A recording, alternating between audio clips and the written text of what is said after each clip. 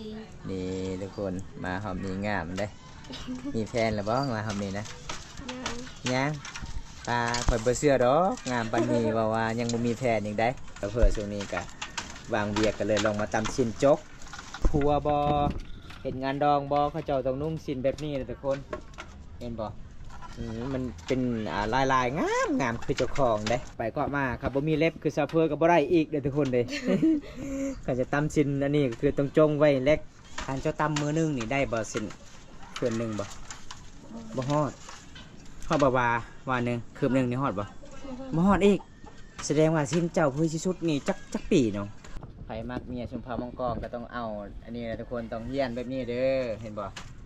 คนก็จะได้เกาะเอาเมียชุมพามังกรต้องซื้อพายละลายโลดเบิ่งน้องเกาะไปเกาะมาเมื่อแทนน้องเลยทุกคนลงอันนี้อีกลงนี้แล้วกับลงปะยืนลงอีกป้านี่ทุกคนเห็นบ่แล้วก็มาห้อยไว้อยู่นี่เพื่อสิสุดอันนี้ก็ไม่ได้ผู้ใดอยากไปเรียนต้องไปเรียนอยู่บ้านเฮานี่เป็นครูสอนได้ทุกคนเลยบ่ได้เสียค่าใช้จ่ายเลย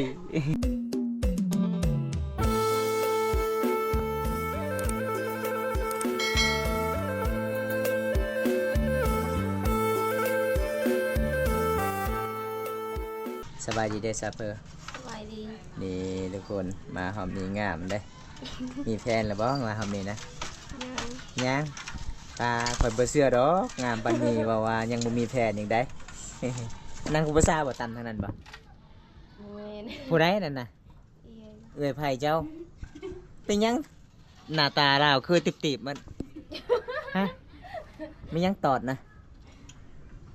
ตอดบ่รวด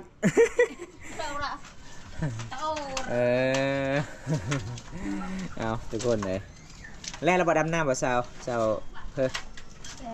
แล้วโอ้ไวเนาะผู้สาวดำนาเนาะค่อยเด้ยังบ่ทันได้แล้วดำนาเลยครับบ่มีชาวบ้านมาซอยบ่แล้วเลยค่อยนะบ่มตาหากันแล้ววันนี้แต่นี่ให้งานเขาหลายบ่มีเงินสิจ่ายทุกคนเลยเพราะว่ามี FC ให้บ่มตาไปพยายามซาวเฟอร์ได้ซาวเฟอร์ช่วงนี้ก็วางเบียกกันเลยลองมาตำชินจกเวลาชินชุมเขามังกรเอาผัวบอเห็นงานดองบอเขาเจ้าต้องนุ่งชินแบบนี้เลยทุกคนเห็นบอมันเป็นลายงามคือเจ้าของได้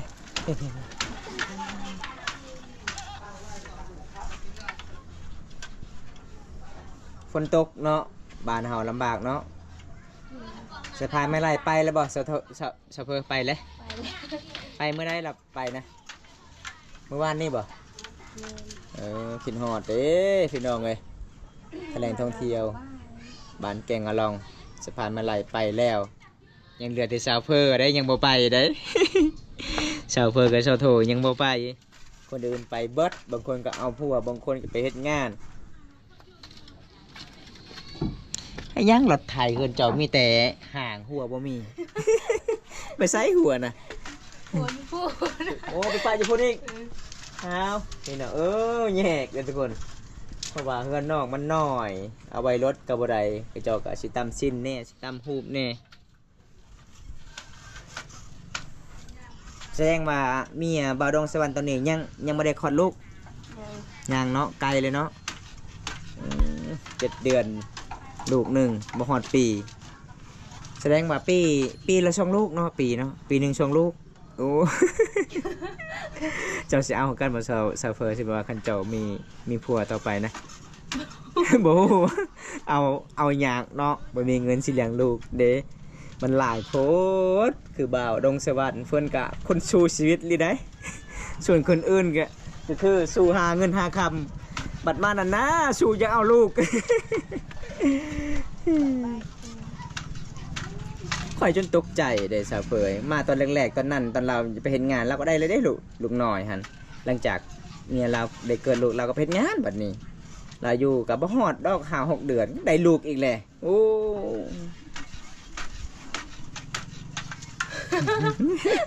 เอาถึงสเปคสาวเฟยเลยได้แบบนี้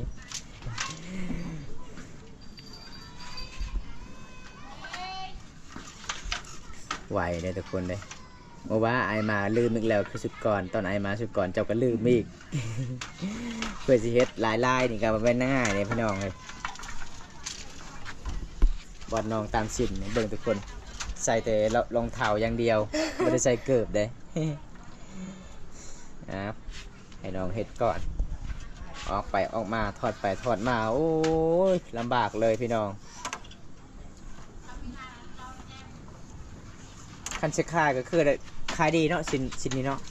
แพงอยู่เด้คือสินเอ้ยไผเจ้าตามนั่นบ่ได้แพงปานใดแม่นบ่ดงสวรรค์นั่นบ่ดงเลยนั่นนะบ่แม่นน้องอ่ะนะเนาะมันคือกันเลยทุกคนเบิ่งเสเพอตามสินนี่นาซิมวนหลายเด้อพี่น้องม่วนชาวเขตสนุบันเฮาดำรงชีวิตเอกลักษณ์ของชนเผ่ามังกร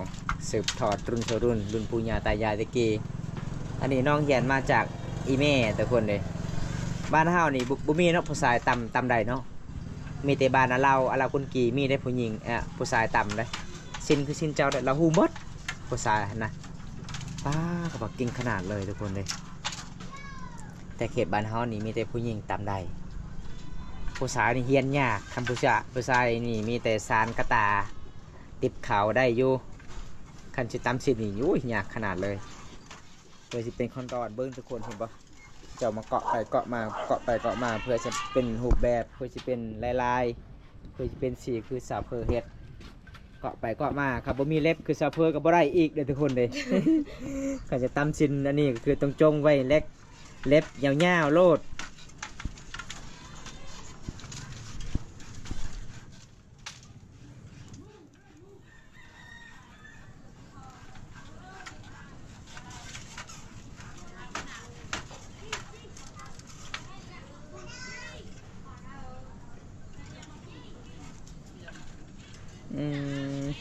ยาก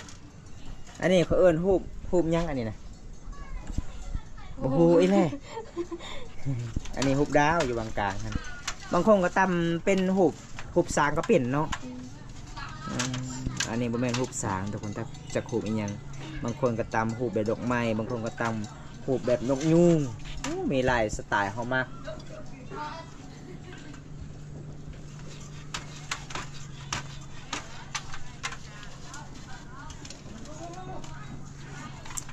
แซ่บบ่ดงสวรรค์อยู่เพื่อนบ่พี่น้องวันนี้ก็มันยังมายามน้องสาวเพอคือเก่าต้นแล้ววันนี้ไปยังมายามน้องจะได้ตามติดวิถีชีวิตน้องดำรงชีวิตบรรยากาศยามแรง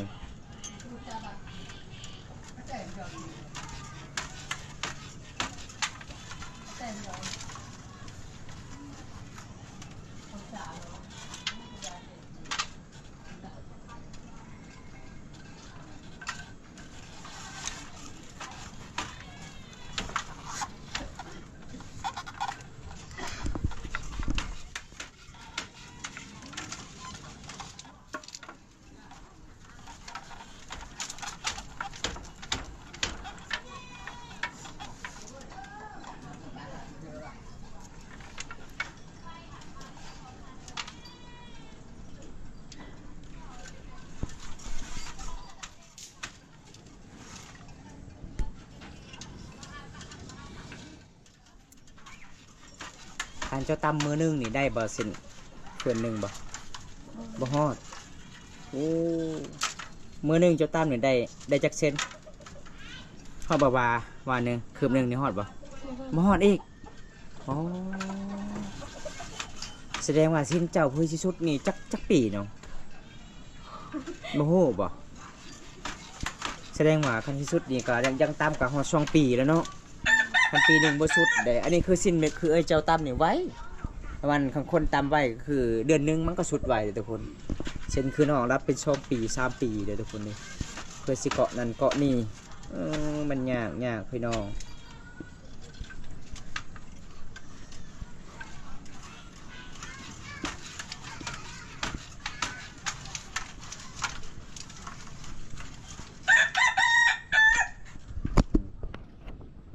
มักเมียชุมพามังกรก็ต้องเอาอันนี้นะทุกคนต้องเฮียนแบบนี้เด้อเห็นบ่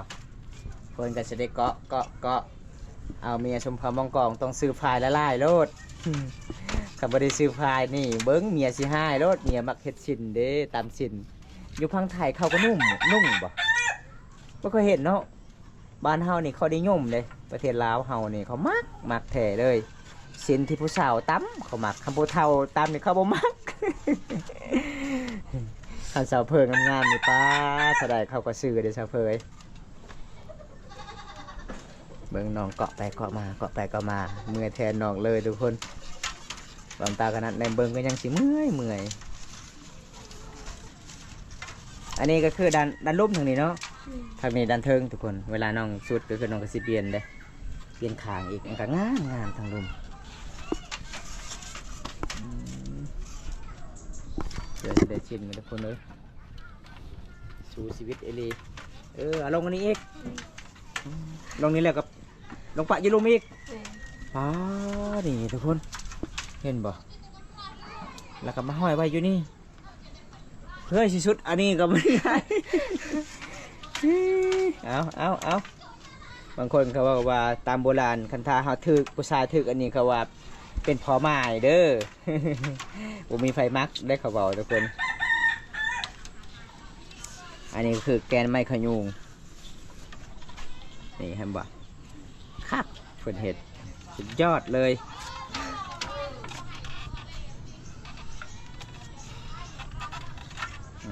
เห็นอันนี้น้องก็จะได้ตำอีกตำขั้นตอนนี้อีกหลังจากนั้นก็มาเกาะต่ออีกเมื่อย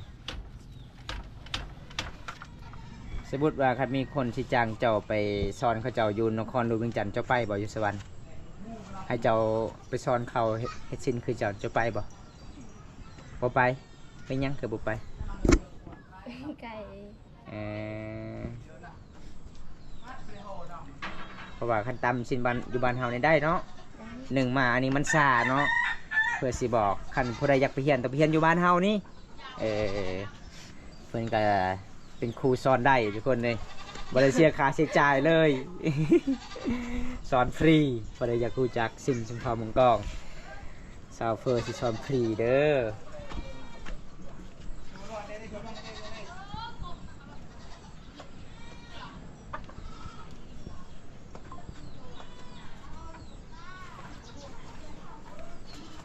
มีสัญญาณเนาะเกินเจ้าเนาะสัญญาณแห่สะพบ้านสะโทนี่มีสัญญาณ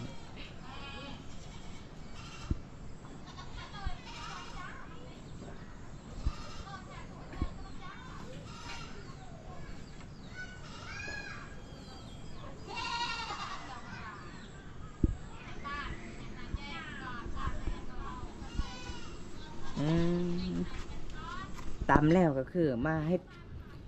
ขั้นตอนที่เกาะอีกเมื่อยหลายพี่น้องก็สิมาต่อแบบนี้ได้แล้วก็มาเกาะอีกเธอนึ่งน้องใส่หลอดอันนี้แล้วก็มาเกาะอีกสุดยอดเลยสาวเพออยู่ได้กว่าเป็นครัวจานกว่าเป็นนักเรียนอีกทุกคนบริพักบริพรเลยได้มือเฟิร์นเงียบเลยเก่งยังผับมาน้องคนนี้เก่งหลายเลยพี่น้องนี่เบิ้งนี่ เก่ง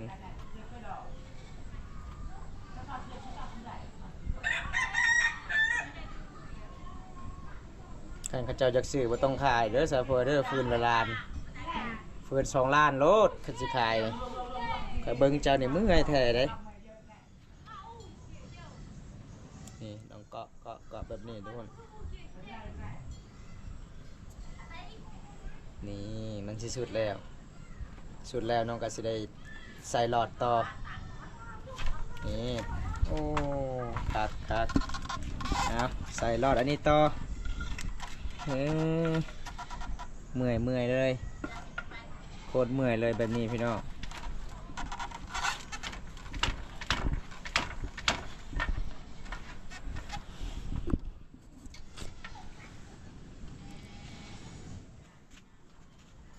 แสดงว่ามีแต่เธอเดียวเนาะใส่หลอดนี่เนาะแล้วก็มาเกาะต่ออีกว้าวเมื่อยทุกคน พื่อจะได้นุ่งสิ้นก็บ่แม่นง่ายบางคนอื่นอยากซื้อเฮาอยากว่า500,000คอแน่ขายให้แน่200,000มีล่ะทุกคนเบิ่งตัวจริงน้องๆตำก็คือมันก็เมื่อยพอเขาเจ้าก็สิลดมันก็บ่ได้คือกันเพื่อจะได้สิ้นพื้นหนึงกับปะเบียดปะงาน อันนี้น้องว่ามื้อหนึงตำก็บ่ฮอดวานึงหรือว่าคืบหนึงทุกคนบ่ฮอด20เซนเด้รับสิ้นนี่เพื่อสิได้สุดก็ตกประมาณ2 ปี3 ปีทุกคนนี่คันคนที่เอาพัวไว้นี่กับเอาพัวก่อนเนาะจึงตามได้ จึงตามสุดเอาพัวก่อนเอาพัวแล้วจึงตามต่อต้องคนขยันอะลีเพื่อจะได้ตามสิ้นนี่ทุกคนไอ้แม่เจ้าซ่อนนี่จักปีจึงจะหูจักเดือน มือหนึ่ง มือหนึงโอ้ไวเนาะสมองเจ้านี่เก่งเลยสะเพย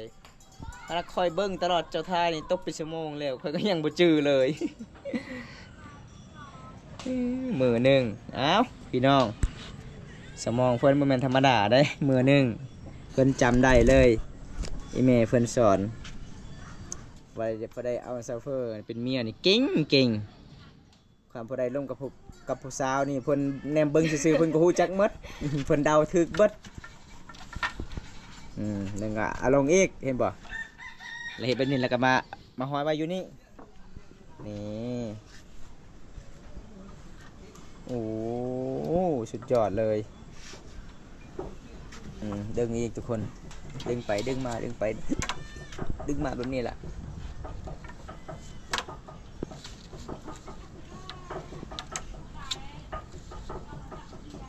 ได้หายังเงินจากกักนะ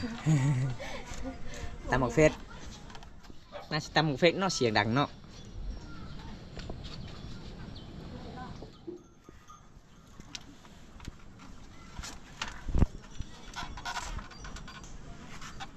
น้องก็จะใส่หลอดต่อใส่หลอดแล้วน้องก็จะได้เกาะต่ออีกทุกคน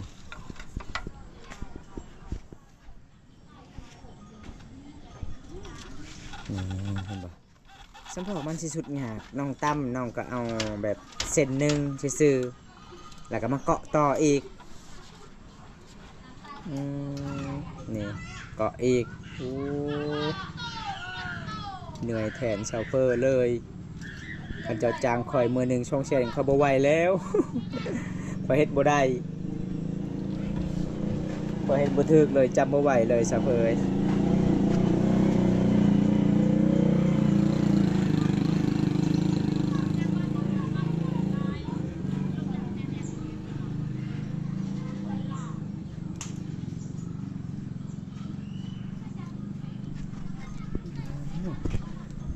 ไหวเนาะตามคอยเบิ่งนี่ต้องเห็ดเล็บยาวๆแหลมๆคือเจ้าได้เห็ดใดเด้อเซาเฟอร์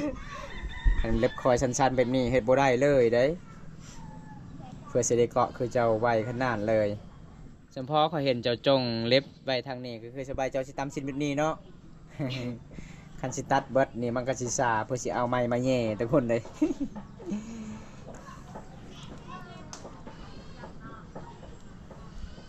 ทุกคนแต่บอมตาก็จะได้ปิดคลิปไว้สำนี้ก่อนเด้อพี่น้องเอ้ยบอมตาก็จะได้อัปเดตวิธีชีวิตน้องสาวเพื่อคนงามบ้านแกงกะล่องเมืองนองแควสนาเขตมาหอมเมนึงว่าโสดอีกใดทุกคนเลยงามปานนี้ก็ยังว่าโสดโอ้ยโสดยนตำสินบ่สุดเพิ่นว่า คันตำสินสุดก็น่าสิมีแฟนคือกันเด้อันนี้บ่ได้ไปใส่งานก็บ่ได้ไปรับจ้างทุกคนมีแต่อยู่เฮือนอยู่ศาลตำสินจกอย่างเดียวผมตาก็จะได้ปิดคลิปไปสุดนี้ก่อนพอได้ครับชมคลิปนี้แล้วก็ขอให้อยู่ดีมีแห้งเด้อบ่ว่าจะเป็นพี่น้องเฮาในประเทศและต่างประเทศที่เข้ามาติดตามรับชมมื้อนี้